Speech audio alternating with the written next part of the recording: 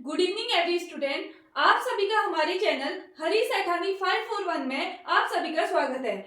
हमारे जो हिमज्योति की जो सीरीज यहाँ पे चल रही है उसी सीरीज को हम कंटिन्यू करते हुए आज मैं आपके सामने हिमज्योति का इंग्लिश का मॉडल पेपर आपके साथ यहाँ पे सॉल्व करूंगी। तो पिछले वीडियो में आपने देखा होगा हमने हिमज्योति का एक मॉडल पेपर और सॉल्व किया है। मतलब इस बार जो सीरीज हमने चलाई है, पुरानी वीडियोस में तो आपको और वीडियोस देखने को मिलेंगी जिसमें हमारे काफी मॉडल पेपर यहाँ पर आपके साथ शेयर किए गए हैं। तो आज हमने जो इंग्लिश का मॉडल पेपर दिया है तो आपने इसमें देखना है कि कौन कौन से टॉपिक आपको वहां पे आएंगे, कौन कौन से टॉपिक आपको देखने को मिलेंगे और किस टॉपिक पे आपको ज्यादा मेहनत करनी है। तो चलो सीरीज को कंटिन्यू करते हुए आज हम यहाँ पर इंग्लिश का जो मॉडल पेपर हमने बनाया है उसका हम पहला क्वेश्चन यहाँ पर देखते हैं। तो पहला क्वेश्चन है यहाँ पर question number 1, which of the underline letter has different sound. तो यहाँ पर हमने क्या करना है, जो यहाँ पर 4 वर्ड दिए गए हैं तो इन 4 वर्ड में जो डिफरेंट साउंड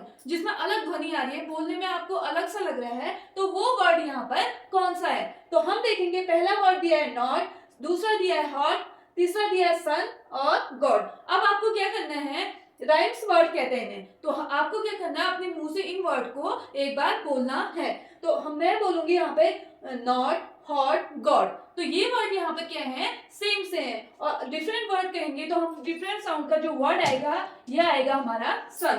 तो हम इसमें क्या देखेंगे, जो सेम वर्ड है उसमें देखो पीछे का जो क्या कहते हैं अल्फाबेट है वो सेम है। देखो यहाँ पर है ओटी नॉट, और यहाँ पर भी ओटी है, यहाँ पर गॉड में भी क्या है ओटी है, जबकि सन में क्या है ओटी ना लग के यहाँ पर ओएन दिया गया है। इसी प्रकार आप देख सकते हैं जैसे कैट का कैट, मैट, रैट, तो लास्ट में जो 2 अल्फाबेट आ रहे हैं वो क्या आ रहे हैं 80 80 80। तो ये क्या, इन वर्ड्स को क्या कहते हैं हम, राइम्स वर्ड। तो इस प्रकार आपको और भी राइम्स वर्ड की क्या करनी है, प्रैक्टिस करनी है।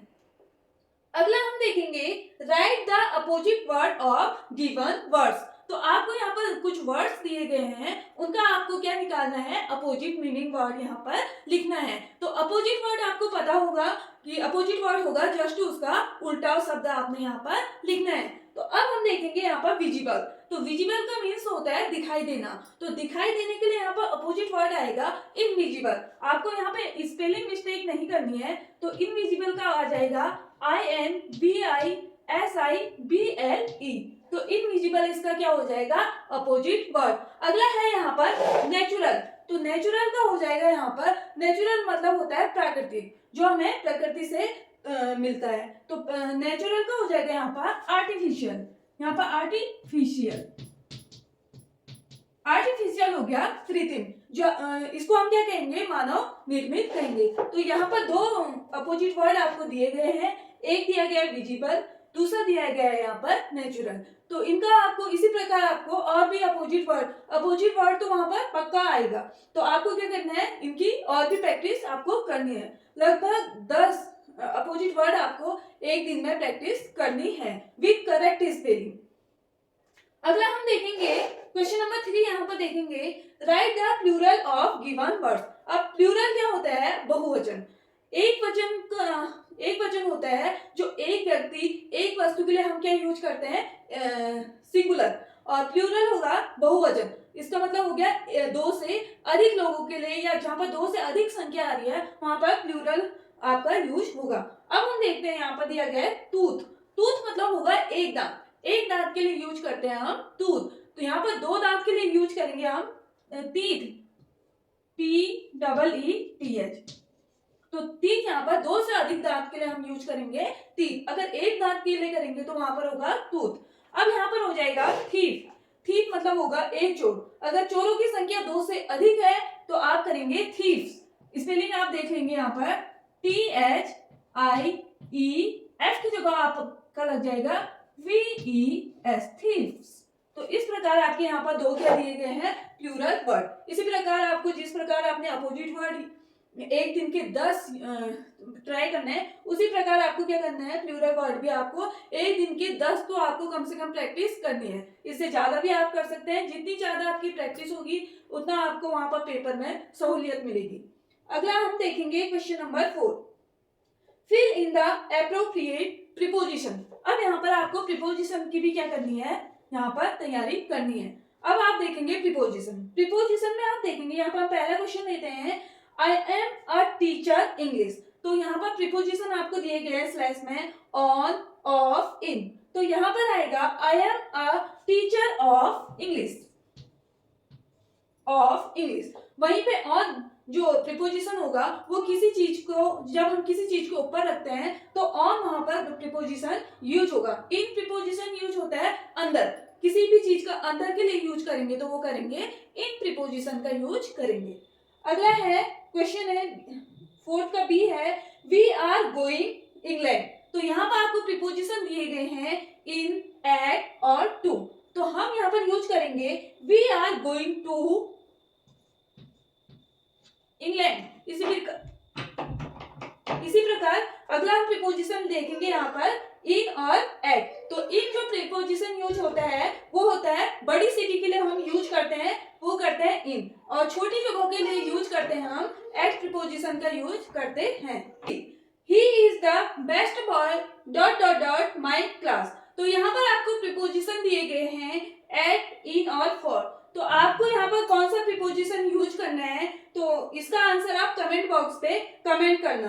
तो हम देखेंगे किस किसने इसका आंसर सही दिया है। यहाँ पर देखते हैं क्वेश्चन नंबर 5। तो क्वेश्चन नंबर 5 है, राइट एन ऐसे ऑन रिपब्लिक डे। तो यहाँ पर आपको क्या पूछा गया है, रिपब्लिक डे पे आपको एक ऐसे निबंध यहाँ पर आपको लिखना है। इसी प्रकार जैसे हमने मॉडल पेपर में यहाँ पे सिलेक्ट किया है रिपब्लिक डे, इसी प्रकार आपका आ सकता है इंडिपेंडेंस डे आपका आ सकता है, और गांधी जयंती पे आपका आ सकता है, या आपका फेवरेट फेस्टिवल जैसे दिवाली पे आ सकता है, होली पे आ सकता है, रक्षाबंधन पे आ सकता है, और माय आइडियल टीचर, इस प्रकार माय फेवरेट बुक। तो आपको ज्यादा से ज्यादा क्या कहते हैं टॉपिक पे आपको इसकी ऐसे प्रैक्टिस करनी है, ताकि आपको वहां पर लिखने में जो है आसानी हो सके। अगर आप यहाँ से वहां पे आप सोचेंगे तो आपका टाइम टेकिंग वहां पे ज्यादा हो जाएगा। अगर प्रैक्टिस करके जाएंगे तो आपको ये होगा कि आपको वहां पे सोचना ना पड़ेगा और आप वहां पे सीधे लिखना स्टार्ट करेंगे। और आपको ऐसे में सबसे इंपॉर्टेंट बात यह है, लाइन टू लाइन सही तो आपको लिखना है, और साथ में आपकी जो हैंड राइटिंग है वो एकदम नेट एंड क्लीन होनी चाहिए।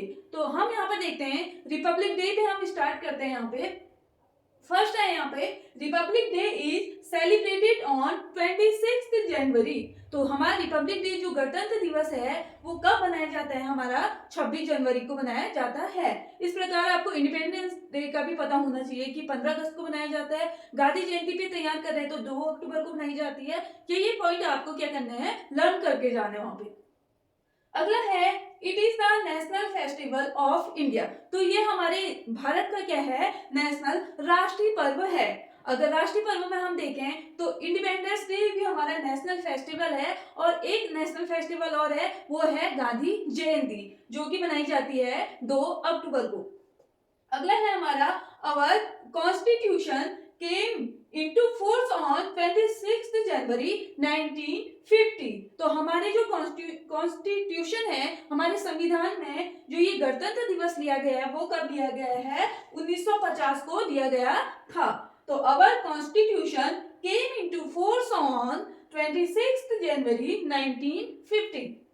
अगला हम देखेंगे यहाँ पर, India become a secular and democratic on this day. तो इस दिन जो हमारा भारत था वो क्या बना था, धर्मनिरपेक्ष और लोकतांत्रिक बना था। तो ये रिपब्लिक डे में आपको यहाँ पर लिखने हैं, डेमोक्रेटिक और सेकुलर।